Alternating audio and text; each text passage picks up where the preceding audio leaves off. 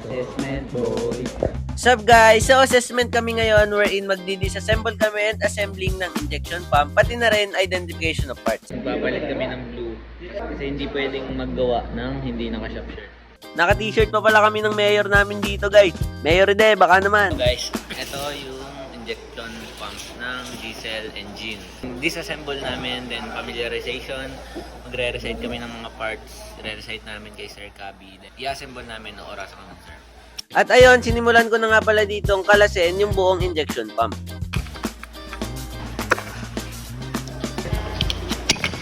Yo! Comes. Injection pump. Let's go! At ganito yung itsura niya kapag kalas na. At pagkatapos kong kalasin, start na ako sa assessment. Delivery valve holder. Delivery valve spring. Delivery valve. Governor. Governor link. Cam shot. Cam loop. Pit pump. Timing gear. Balancer. Diving. Sleeve. Diaphragm. Diaphragm. Pump barrel. Injection pump. Housing. Control ramp. Plunger return spring. Plunger return spring seat. Plunger helix. Roller tappet. At success na naman! Ating na yung kapirasong ngiti ng kuya. After nun is nagdiretso na rin akong assessment sa carburetor, kaya nga lang hindi ko na-videohan. Anong tawag dyan? At after nun, nangulit na lang ako sa mga klasiko. Ano tawag po dito?